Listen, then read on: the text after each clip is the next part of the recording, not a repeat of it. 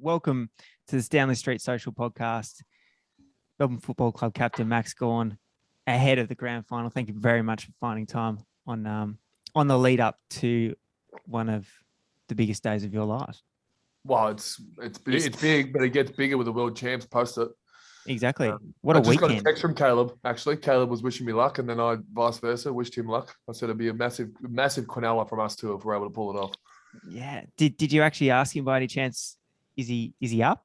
Hasn't replied to it yet. Hasn't replied to my well wishes to the world champs. He's in a surprising figure. I mean, we all know he can climb after what he did in that one-day race last year. What was it? San Remo. So I'm presuming Aussies are going to be all in. We'll get to that, though. We'll get to that. I think more importantly, I think that firms up that Caleb is a Melbourne supporter. Yeah, I don't think he knows any other teams. I think Jason Baker tried to get him to Geelong, but unsuccessfully. I think we'll just put that on the record as officially he's a D's man. Yep. And Campbell, Flakemore, welcome.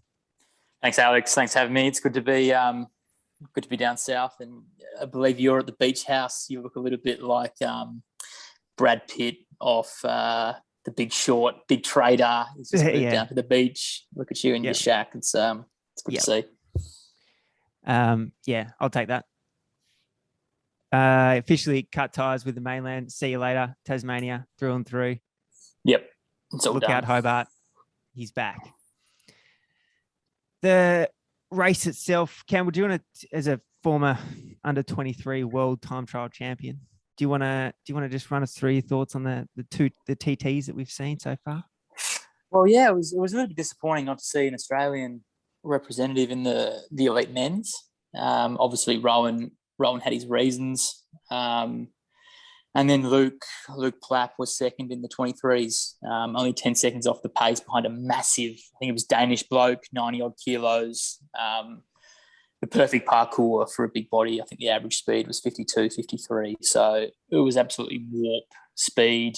And, he couldn't quite add himself to the list of Australian under-23 TT winners. But I think he's got a massive, massive future, and this one won't worry him too much, missing out on that.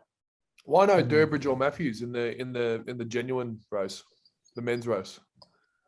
I'm not too sure. I don't know.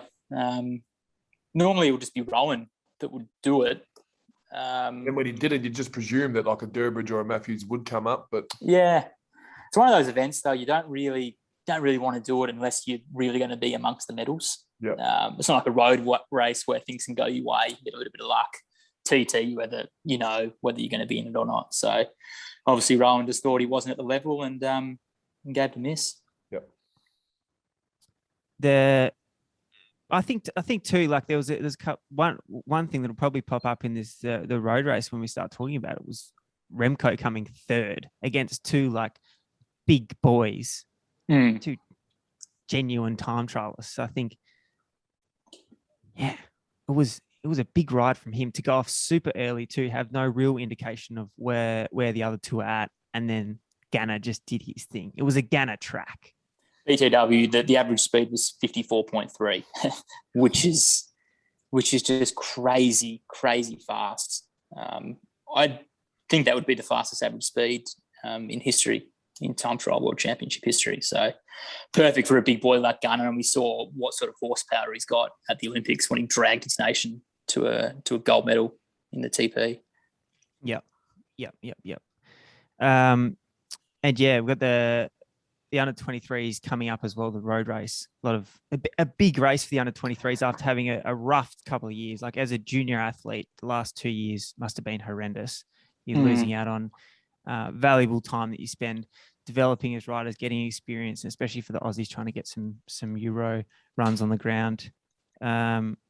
You got any tips, Max, for the young under-23s heading out there on the weekend for one of the biggest races of their career, as you are as well? Is Plappy going to ride the road race as well? Don't know. More for years. I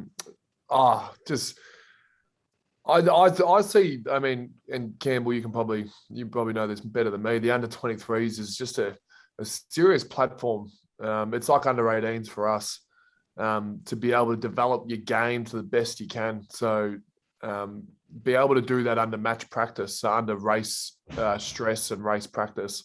It's a great opportunity, not only if they win. I mean, I'm not sure how many winners actually go on to be guns, but just to get that experience throughout the race is a great opportunity. So throw yourself in the deep end, do some stuff that you've been uncomfortably doing at training to do during the race. And then days like the grand final that we're going to get, I've tested some of the stuff that I'm going to be put under stress already just by throwing myself in the deep end and that junior stuff.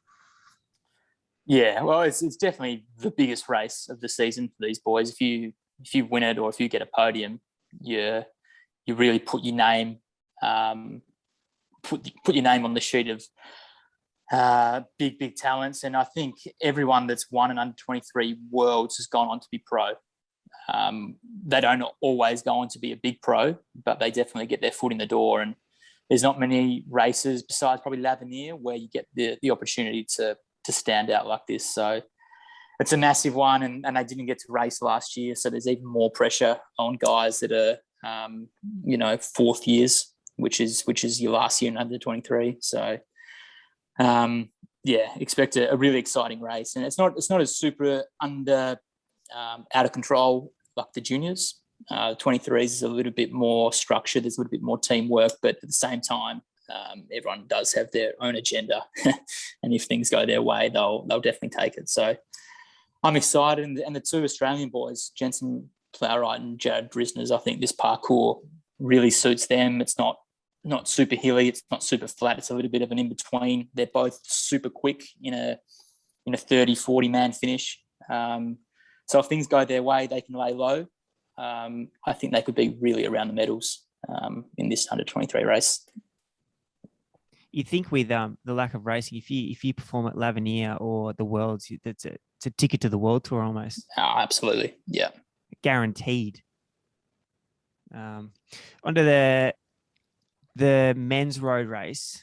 You run through this field, and it's stacked with everything from Caleb Ewan to the Pog is on the start list, and it's also overlaid with the fact that they're riding for their national teams. There's no trade teams. There's no real financial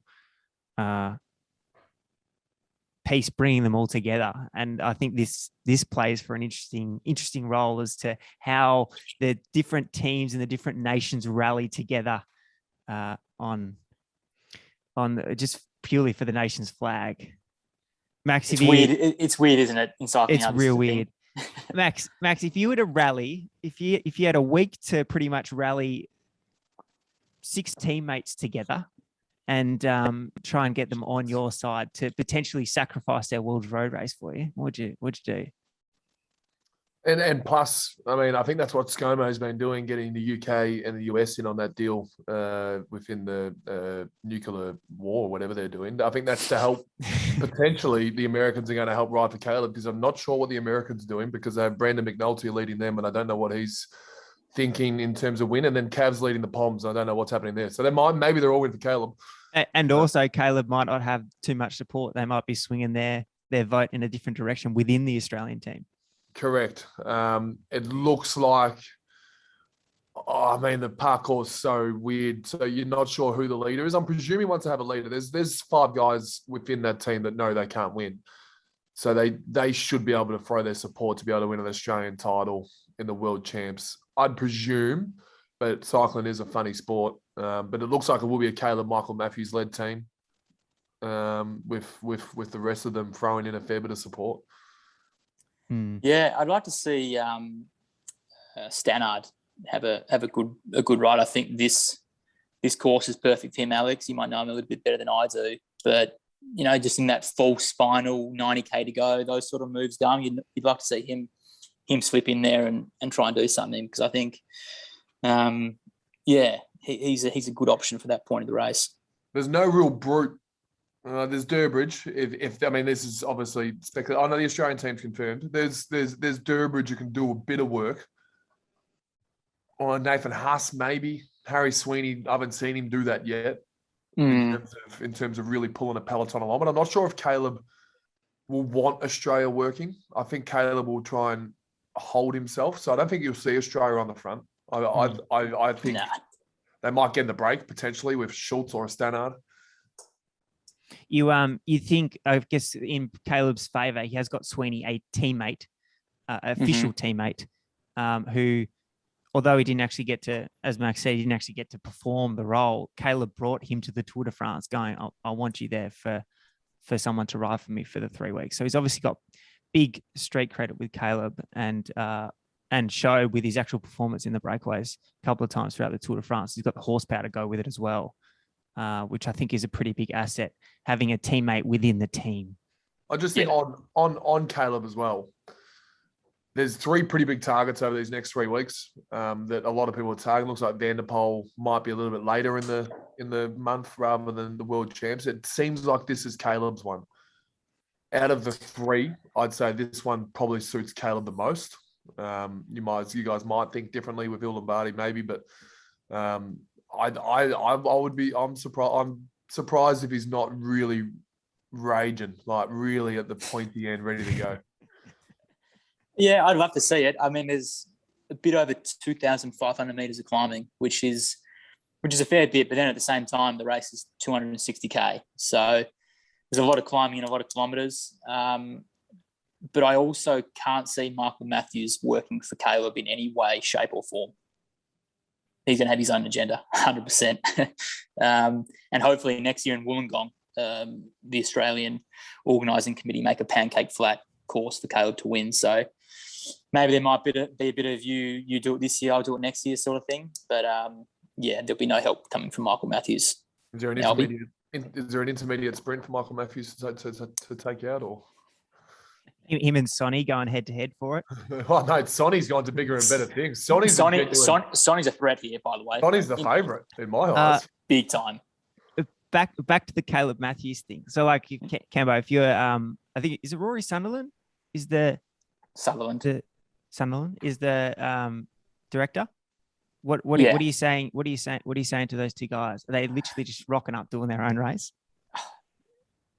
Yeah, I don't think they're the sort of guys that are going to go and help one another. I don't think there's any bad blood between them. But have I missed something? Do these 2 not like each other? No, not at all. They just don't. They're just both big leaders that don't normally work for anyone else, and they're both going to fancy their chances, which is fair enough because I think the course suits both, and probably a little bit more Michael Matthews. But if Caleb's on a good one or the race is panning out a little bit easier than what we expected, they'll both fancy their chances. And like you said, Alex, Harry Sweeney's there, but then there's also a lot of Mitchelton boys there too, which will have that link with Michael Matthews. So there's every chance to split the team in 2 and do that way, because there's not going to be any responsibility on Australia to chase. That'll be Belgium, that'll be France, probably Italy, Denmark as well. So there'll be no real pressure on Australia to control this race, I don't think.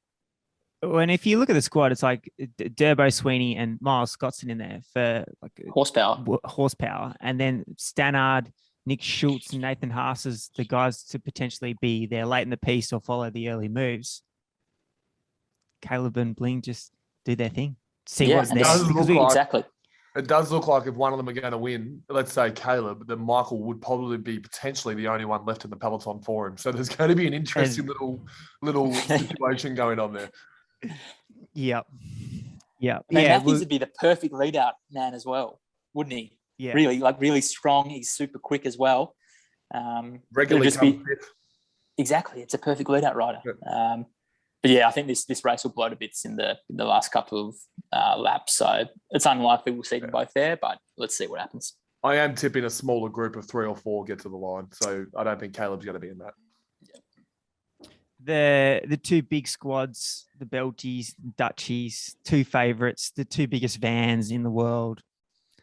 Like, it's going to be a pretty good dynamic. And I know it's a weird thing in cycling how they don't always do the biggest races, but I kind of like it in this scenario how they've come through different pathways. We don't know where they're sitting head to head. It's going to be a genuine showdown.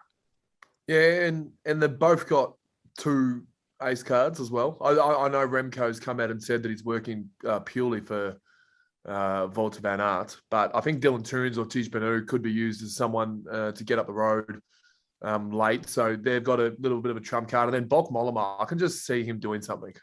So I think the Dutch have a card as well. I don't think Van der Poel is here for this. I think as much as it's the world champs and he'd love to win it, I think he's here for Paris-Roubaix personally. So I think it could be Wout van Aert out of the vans, but I'm tipping someone out of the vans, which is as surprising as it gets. Cambo, what's your take on those two squads? I think Remco's. I know he says he's doing the job, but I think he'll be looking for the right move going up the road. Yeah, of course. And I'm sure he'll get that luxury in that last 60, 70K to go. If there's moves going, he'll be the guy going in it. Then there's also guys like Lampard, Benoot, Toons that Max has already spoken about. Jasper Stuyven, who will want to probably do his own thing too. And then they got two massive workhorses in Campernats and Tim de Klerk to control the race. So they're obviously coming in thinking that, yeah, we're going to have responsibility to control. But I really like this, Alex, that you pointed out before we got on air, this Danish team. If you go through the names on this list, there is a lot of strong boys there in some good form at the right time of year. Magnus Kort, Michael Valgren winning some races, Mads Pedersen, former world champion himself, Kasper Asgreen, Mikkel Bjerre. That's a really threatening team that could cause problems in this race.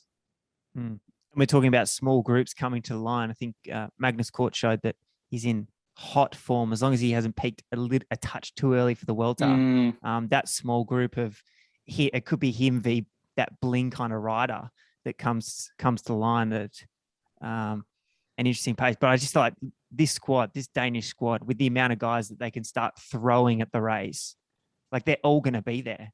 Yeah. And it seems like the Danish boys, they like linking up wearing the Danish kit. They feel like there might be a little bit of cohesion with them more so than some of these other bigger cycling nations, if you will. And also, they don't have a Caleb Ewan. Like, they don't have that person that is a genuine leader. They've just got super talent. And Asgreen put in a good TT the other day too, just as a little bit of a form indicator of how he's gone for when he's throwing himself at the race come back end. They'll throw everything at this. Like, I disagree. I reckon they do have. I reckon Magnus Kort has proven that they can work for him.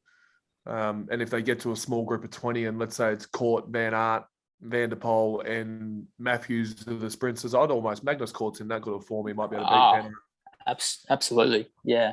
In a one-up sprint, I mean, if we're done with the Danes, I'm more bullish about a fourth team. I'm really strong on the French lads. I think Laporte, Cosnefroy, and Alaphilippe are all in good form, and they've all got a little kick, and they could all be in that final group. I reckon they're probably the outsiders of those three teams we've mentioned, the French team. But I can see a Cosnefroy who's finally found some form, had a poor tour. And then Alaphilippe, obviously, we know what he can bring. Is Arno going? Well, he's on their list, but it's not confirmed. I mean, after the season he's had, you'd like to see him just put the bike on the rack and start again next year. But I think they're the four clear teams. I know, and then my favourite is in the Italian team, but they just don't seem as strong. So Sonny will be riding, and you'll need Trenton finally won it the other day. Nizzolo can pull something out of the hat, and Gianni Moscon might be able to do something. But they're probably the fifth favourite. I reckon those four teams are the strong ones. Yeah, I agree. And the names on the Great Britain team as well, I really like. Pidcock, obviously, we know that he's the mountain bike Olympic champion. And Ethan Hayter was really good at Tour of Britain going head-to-head with Wout van Aert. So I think he'll be probably their leader. And depending on what Cavendish's legs are, he'll probably be doing the same thing as Caleb, trying to survive for as long as possible. The Brits have an issue of not being on the front, so they'll be on the front at some point. There will be a British-led peloton for a lot of it for no reason. Yeah, I agree. They do like that sort of tactic, don't they? They've got the horsepower to do it. Luke Rowe obviously will be doing that. But, I mean, yeah, if Wout van Aert and these boys are going head-to-head, you'd have to think that Pidcock is going to be there too. So I think that they'll be definitely one to watch, the GB boys. So where do we put this Slovenian team then?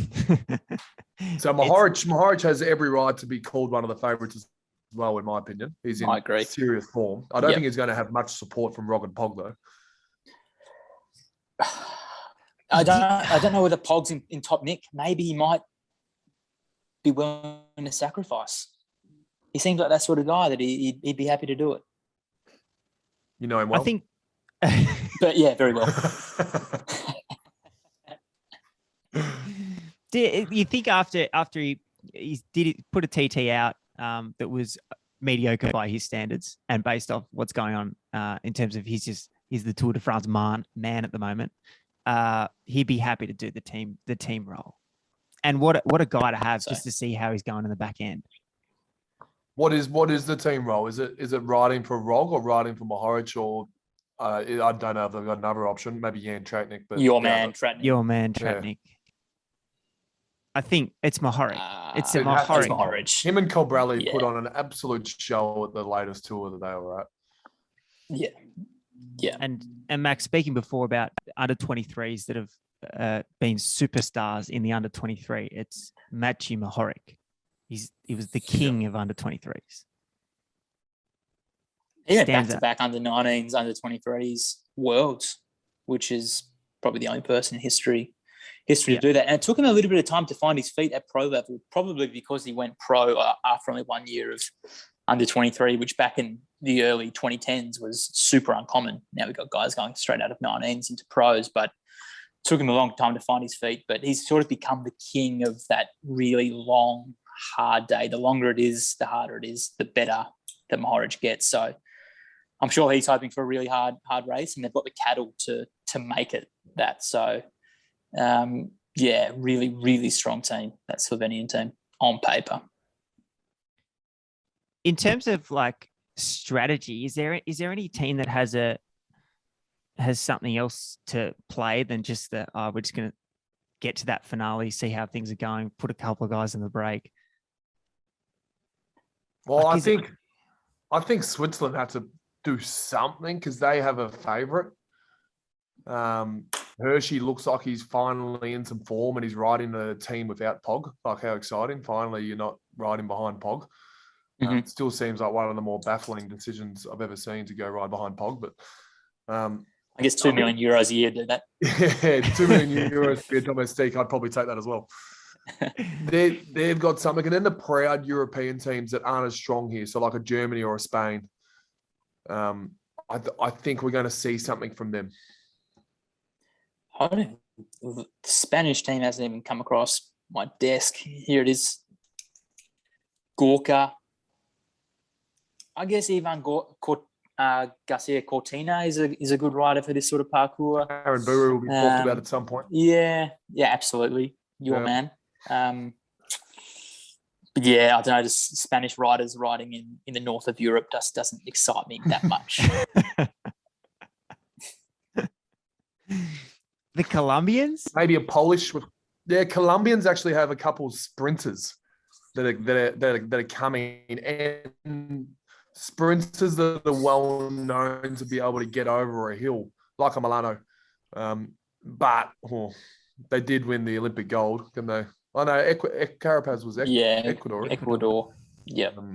No, I'm not as bullish on Colombians this time around, I must say. I agree. But Kwiatkowski for Poland is in form and riding. I mean, I'm just going through the team now. Yeah, he's clear leader. So Kwiatkowski could be there, but I think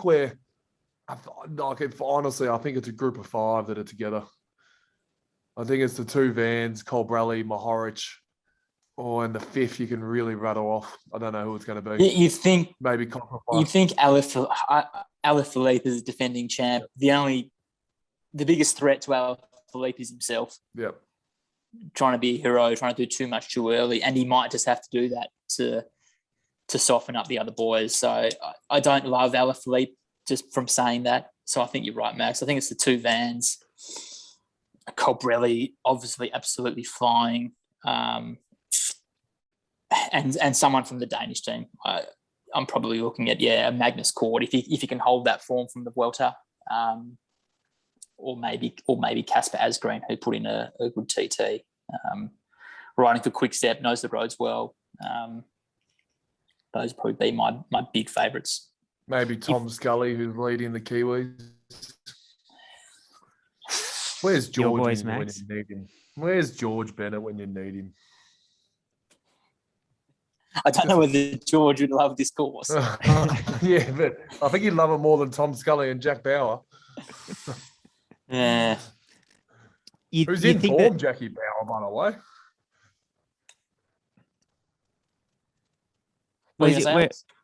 You think that the Danes aren't going to miss this move, and if they do miss the move, they will be chasing like madmen. Unless it's going when there's only 10 guys left, like it's absolutely carnage. Yeah. Is there a chance that we see? I mean, I took the piss out of the States before. And I get Brandon McNulty probably is their best rider, but like a George Jensen or a Quinn who are technically in form. George Jensen definitely is.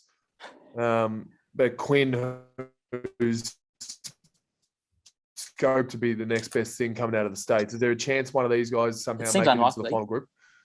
Robin Carpenter, he won a stage at Britain the last week or so.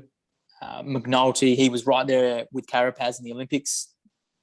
A lot different sort of parkour, though, a lot more proper climbing rather than just short and sharp. And I think position is going to be so important in these twisty turning roads in Flanders. And traditionally, the boys from the US aren't the best in the bunch. I'm not too sure specifically on how Quinn Simmons goes in the bunch, but what is he, only 19 or 20? I can't expect to see too much from him in his first senior worlds. The Olympics is just such a different way to look at it because of the team sizes. I just think it's so much harder for an outsider to win. Just the strong teams dominate there. I think Carapaz was an outsider, to be fair, but I think Campbell, you make a good point around the terrain, not just the climbing that they're going over, but the technical nature of the terrain and the potential for it to be wet and windy. I mean, as a viewer, I hope it's filthy. I hope it's pissing rain, sideways wind, and 5 degrees. But I think for Caleb Ewan, he's hoping for 0 wind, 20 degrees, and no rain. Of course. Yeah, absolutely. But yeah. It's exciting. It's definitely the first event that I've seen since Van Aert and Van der Poel started becoming quite big, that all the big guns are here. So Pidcock is the third you put in that cyclocross type conversation. Then you've got the Rog and Pog and other climbers in and around that area. Then you've got like the newcomers like Ethan Hayter, who's in form. Sonny Colbrelli, who's doing some amazing things. Almost every Bahrain rider is, but Sonny Colbrelli and Mohoric that have come and done these. It's a mix of so many things, and that's what World Champs is so good. Yeah, absolutely. Everyone thinks they're a chance on this sort of course. There's a bit of something for everyone. So that makes it exciting for us watching from home. You probably wipe out the clean sprinter. So the Cav Demar, I think Ackermann's on the German list. These sort of guys you probably wipe out. Caleb can maybe just get over. But it's probably, I don't think Cav can get over. I don't think Demar can come over. I don't think Ackermann can get over. Yeah, I agree. Yeah. And Caleb's hoping for best case scenario. It's just like, it's nice weather.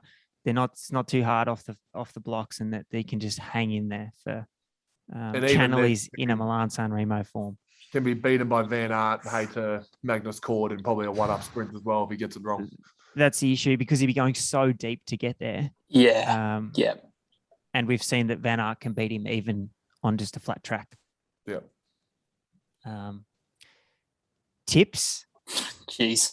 Raffle. Well, Max, have you seen any value if you've noted on the? Well, let's have a look, eh? Let's do a live value check.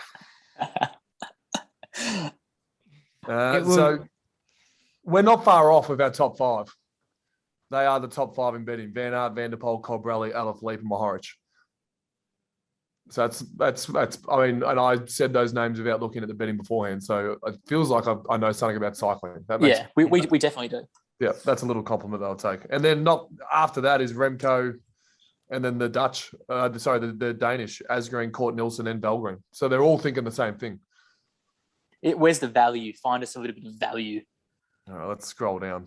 I imagine there's some value if you think Caleb's going to get to the line.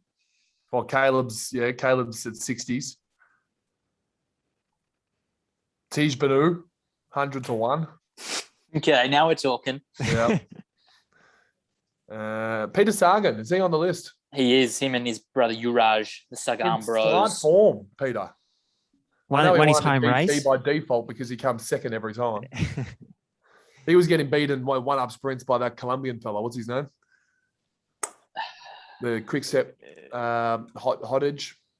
Yeah. Hodgie. I think Hershey's the one I'll have Sonny on at 36s and then play with the top 5. Yep. Okay. You think Hershey's channeling a little bit of his last year's Tour de France form? I saw some good things in the recent tour he was just in, if you can help me what it was. He was the clear lead for UAE. He actually, he did win. He did win something the last fortnight or so. I saw some and that is good to see. Yeah, at Luxembourg. He won a stage at Luxembourg and was second on the general. So that's a pretty good indicator that the shape is good. And looking at their team sheet, he's probably the out and out favourite, unless Kung wants to try something from long range. And that's why I talk about Kosnefar at the moment as well, because I know what he can give us. And he finally looks like he's done that in the last 2 weeks as well, showing some good results. So I can just see one of those guys that we've had promise for in the llast year and a half that's done nothing. Maybe be able to stick with this group. Realistically, this should have been Max's top 38 done again. The amount of names we've reeled off on this preview. And I don't reckon I would have got an Aussie in there, unfortunately. Just one more thing before we go to the tips. Does Van der Poel have a stronger team than he normally does? Does he have more support? Well, it's stronger than Alpes and Phoenix, but Alpes and Phoenix have been riding crazy good. That's what I mean. It used to be lack team support, but they've actually been exceptional. Well, he's got the best year. He's got the best domestique in the town in Dylan Van Baal. It's pretty exciting to see Van der Poel with Van Baal underneath it on Van Baal's terrain. Yeah, that's pretty good. And then is there much there after it? Tunison can stick around. He's probably going to ride for Van Aert in the last little bit anyway, so that could get interesting. Mollema, I said, he's in form. He rode really good in the mixed TT last night. There you go. Who would have thought Mollema would have done well in that? And then Pascal Enkenhorn, maybe he's the last one that can help out, but maybe not. Maybe not. I know Langeveld has been good at a Tour of Flanders previously. It feels like he's definitely probably on the wrong side of 35 now. I don't know what his actual age is, but it feels like he's been around forever. Has Sebastian Vangerfeld. He's 36, so yeah, correct. I was definitely correct. He's been third at Roubaix before, so he's a good rider, but maybe his best days are behind him. But to answer your question, Alex, yes, on paper, I think the team's better than Alpes and Phoenix, but there's something that you can't quite quantify with Alpes and Phoenix at the moment. Just there's a good energy in the group, and maybe they're not going to be quite as tight as what this Netherlands team is. He doesn't want a teammate. You saw what he did in stage 2 of the tour. He doesn't want a teammate. Do it himself. It's all part of the package. Show business. The only issue he is show business. The only issue will be if they do let one of these Polish guys go with maybe a Hershey or a Kosnefar, someone like that who they don't rate highly, and then one of the Vans have to work. And it tends to be Van Aert. He tends to lose his patience quicker and tends to ride on the front quicker. Yeah. The good thing about those two is they're never scared to pull a turn and waste energy because the energy resources are unlimited. So why would they be? But there will be a stage there on one of the last climbs where we get nervous. We go, the Vans aren't going to get whoever's in front. Someone will go. We just got to work out who that one person is. That's the art of cycling betting. And we have seen these two work each other out of a race before, haven't we? I can't remember which one it was, but it was a classic last year where they just stopped pulling and they just backed each other out of the group. So there's every chance they do that again here. The thing that helps Van Aert this time is Remco, Tej Benu, and Toon should all be there. Yep. Yep. Do you let Van Aert go to the line though? Do you risk him say Van der Poel's there and Colbrelli's there? Do you back him in for a 5-up sprint? Oh, who wins that? Like that's I think you do. I think you would back him in if that's the end. Of But course. there's still risk on the table when you are the one that's got the strength in numbers. Mm. But also, how are you going to get Van Aert up the road without Van der Poel there? Impossible. Probably. Let's say they're all there at the finish line. Group of 60. Does Van Aert win? Like a 60. Well, I think if it's 60, maybe a little Caleb, bit less. Caleb, if it's Caleb 60, just got Caleb dropped. wins. Caleb just got dropped. I want to see like 10. And you remember the Flanders last year when those two were just going head to head, like match sprinting, like just side by side, no lead out, no nothing. I want to see 10 guys doing that. But then imagine if Pidcock's there, who's just beaten Van Aert in a one-off. Like that's and Sonny's in good nick. Sonny's I like fast. unbelievable, Nick. I like Van Aert in that situation. Still. So you are running the Belgies, Campbell. You're happy to take him to the line? Yeah. I mean, just that list is so good. I think they'll sort it out amongst themselves and they'll get the situation they want. I like Van Aert for the win. Yeah. Do you want to give us top three then? Yeah, I'll go Van Aert for the win. I'll go Colbrelli second, and then I'm going to. Is Thibaut Pinot racing? And then I'll just go Asgreen for third. Okay, I reckon the Polish don't get there. Sorry, the Danish. Sorry, the Danish. I don't know. Okay, the Danish. Yeah. Same area. Well, same colour flags. Same colour flags. I'm going Sonny first. I reckon Sonny gets him. I reckon Van Aert gets second. Van der Poel just loses his legs late and a surprise third. Or Laporte.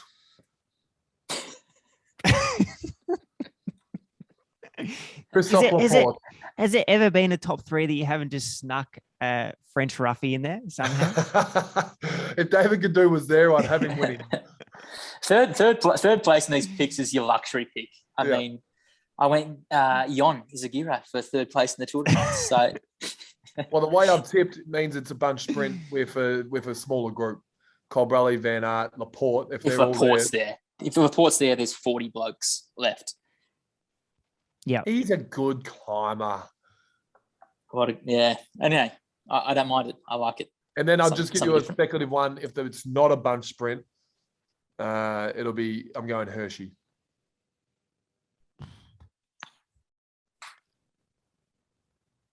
Go on, Alex. Take us away, mate. Well, I was pretty big on, like, if we're thinking straight up and down, I'm thinking Cambo's top three, to be completely honest. Asgreen after the TT. But I really like Remco after the TT and the fact that he's kind of got eyes off him a little bit. Mm-hmm. There's an element of you can just see him coming to the last 10Ks and he's got Van Aert doing the job. Everyone's eyes on Van Aert. And how good he is going. I'm going to go with Remco for the win.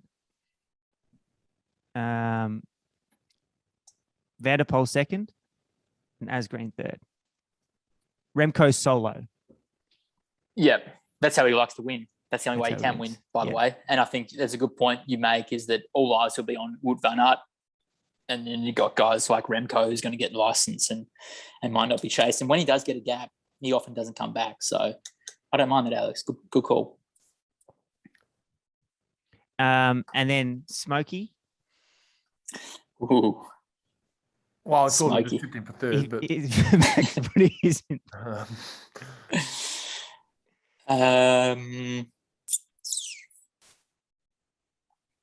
Smokey. I'll go Schachmann from Germany as my Smokey. Oh, that's not bad. Maximilian. That's not bad. He's been incredibly disappointing. Smokey, I'll go Ethan Hayter. Just Alex. Smokey. You can't really call Mads Pedersen a Smokey as a former winner of the race. Probably not going to qualify as a Smokey at this point in time. If Mads Pedersen's winning, that means Magnus Cort's there, and Magnus Cort wins. Surely. Yeah. Gianni Moscon I like that. from the move. Yep. Ever since his Giro, I've been tipping him to do all sorts, and he's just been disappointing post Giro. Maybe it's this. Yep. I like the Italians. I'm bullish about the Italians. Sonny wins it. I told you. Yeah, there's no help because Trenton's gone, Zolo's gone. Do you feel like they're all just riding their own little races though? They're all just there's They won't even five talk to each Italian. other. There are 5 Italian teams on the start line here. Sonny rides his own race anyway. Know what your thoughts He's are to on come Trenton, second Alex? on the top finish of the tour. Yeah, I'm sure. Actually, you know what? Sonny will be going to win in a small group, but Trenton will try and go solo and screw it up for him. I feel like that's a possible outcome. The smaller countries that have 1 or 2 representatives, is there one person that can beat yes, there is, that we have not touched on that we really should have. Luchenko, Alexei the Luchenko Kazakhstan. from Kazakhstan. There's 3 riders there. He's a threat here if he's got the legs. Yeah, I don't mind that. If we get a bunch sprint that's dropped the sprinters, is Daryl Wimpy. I think he seems a bit past it now, doesn't he? He's about 3 Daryl. years too late. He's on the wrong side of 47 now, isn't he? He has been around for a long time. What about Yes. the next 10 Tour de France winner? The Ukrainian, Mark Padun. He's there. What sort of legs he's going to have, I don't know. He's supposed to win the next 10 tours after he's won one stage winning the Criterium Wonder. They were impressive, though. Those Before he guys. can get The odds for the 2022 Tour de France came out after the Criterium, and he was second favourite. No. He was second favourite behind Pog. before not getting selected for the current Tour de France. And then riding the Volta and looking horrible. Oh, jeez. The cycling world. We get excited by little things. We do. Yeah. We go on tangents. Max, we're talking. It's lunchtime on Thursday. What do you do now? What's the prep? What's the run through for the big dance. For watching the World Campbell? Road race. Who are you going for, Campbell? Listen, Max, normally in a grand final, there's a team that I really hate and I support the other team. This year, I really like the Doggies. I really like Melbourne. So it's hard for me to But obviously with the connection that we have. Obviously with the connection. Have you ever heard someone sit on the fence so hard, Max? I'm just explaining my position. Obviously with the history, with the connection to you, Max, I'm supporting the Demons this Saturday. And yeah, I mean, the way that both of you and the Doggies have played this month, it's going to be a cracking game. And I'm looking forward to it in a big way. I'm in quarantine. I'll be watching it in my home. So no hoo-ha, but I'm really excited for it. We haven't spoken about it, but did I get a 7 in the prelim? We haven't touched on that. And if you didn't, did you give yourself a 7? Oh, actually, I'm a great underrater. I gave myself a 5. What? A 5? No, knowing that I was going to get caught up by Goody and said, "Hey, mate, we rated your rating was a little bit off." So knowing that conversation was coming, I gave myself a 5. Just wasn't happy with a little bit of my centre bounce work, Alex. You know what my favourite part of that game was? It wasn't your run and shot 55. It wasn't the snap out of the stoppage on the boundary line. It was mowing down Gary Rowan with that tackle on the wing. Gary Rowan's the quickest player in the AFL. I know, and you mowed him down. It's honestly like, I'm trying to think of the best example of cycling. Tony Martin beating Caleb Ewan in the 1-up sprint. I was actually thinking today, what was more dominant, your third quarter or Tadej Pogacar on Le Grand Bonnard in the stage where he torched everyone in the rain? I was really thinking what was more dominant, and I don't know. I really don't know, but that was my comparison to cycling, to someone that just absolutely shredded a game or a stage to pieces. That was it. Well, I'll get back to you guys as soon as Caleb replies to my WhatsApp, and if he's got similar energies to what I had in the prelim, if I can feel it, if I can feel a 7 coming from Caleb, I'll send a text to you, Alex, and you put it up on the socials. and let everyone know that Caleb's feeling it. Yep. What just out of interest, what did everyone else get in the prelim rating wise? Do you share ratings? We had a benchmark or a trademark performance is a 4, hence why 7, because it's an odd number. So if you get to a 4, that's the middle number. That's a trademark performance. And we had 23 trademarks. Even our sub got a trademark. So normally the thing is, if you get like 16 to 17 guys playing a trademark game, you win the game. And we had all 23. So shows the great performance we had in the prelim. But Goody will just bring it back down to earth and say we only need 16 again. I'm happy to have 0, 0, 0, 0, 7 free kicks against and have a Supercoach score of negative 100 and get a win and get a medal. Yeah. Like after that game, did you just feel on top of the world? You're like, this is just too good. That was hard to come down from. Yeah, I'm a bad sleeper at the best of times post games, and I'll usually wake up really early. When we win, I'm keen to start the day. The next day, I'm just keen to get going. And that day started at 4 for me. I really got up and going. I had to reply to a lot of texts, so I needed that hour or two in bed just to reply to a few texts. You got up for the next day. Yeah, this week, if we do win or loss, I'm presuming I'm going to be having some drinks in the first 2 or 3 days. And I'm not a great texter when I'm out and about. So I will have a serious backlog of texts for a few days that I probably won't get back to. Although, Alex, yours, when they come through, says must please read. So yours will get a special ringtone. Yeah. Priority. Yeah. Oh, I think was it Clayton that you said that doesn't sleep well? Yeah, Clayton's a bad sleeper. He's the other way. Has he slept yet? He won't get to sleep till 4, and then he'll sleep in till like 11. Where I'm the other way. I'll go to bed straight away when I get back, and then wake up real early. Yeah. That's exciting time. It's exciting. It is so exciting. Oh, it really is. It's gonna be unbelievable. And then it's a great time to be a cycling fan as well. So I'm going to mix, and then I've got a kid coming as well in I think 3 weeks. So I'll be doing the late night feeds with Il Lombardi maybe. You'll be a father in 3 weeks. Yeah, father in about 3 or 4 weeks. Yeah. Congratulations. So my grand final, being the highest career thing of my life, will quickly be crushed by having a kid. That was a good power move by Jess. Dear. Yeah, wow. What a time. In the midst of what Melbourne, the city, is going through, I'm currently living the best 4 weeks of my life. And I don't think many people are who can call themselves a Melburnian. So no. I'm very grateful. I do go back to Melbourne in 7 days. Hopefully the earthquakes have stopped and the tradies have gone back to work and people are getting vaccinated and things are a little bit normal. But yeah.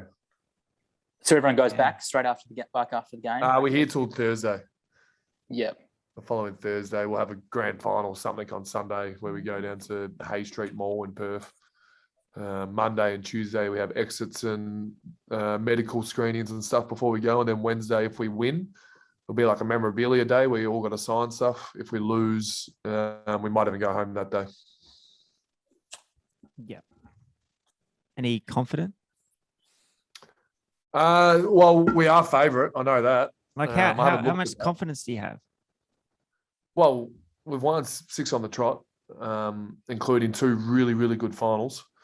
Western Bulldogs have won all for their 3 finals the hard way, and they've travelled and they've really got a good, strong bond. They're 1-on-1 throughout the year. I can see it being a really, really good game, Alex. And yeah, I've got confidence in how we prepared and how we performed, but so would doggies. Like, it's a grand final. Yeah. So it's going to be pretty hot. They're the hardest games to win. So, and everyone's thinking, yeah, we got a drought. It'd be great to get it done. But St Kilda had a drought in 2010 in that era, and they made a couple of grand finals and they didn't get it done. It doesn't just get given to you because your club deserves it and your supporters deserve it. It doesn't just get given to you. And doggies had a drought for 50 years. They would love to win 2 in 6 years. So it's going to be a good little battle. Yeah. Max, thank you very much. All the best for Saturday. Not that you need it. It's going to be good. I'll try and get another 7, but doubtful. Please do. Under I'd 7. love to see it. Thanks, All the best, Cambo. though, Max. All the best.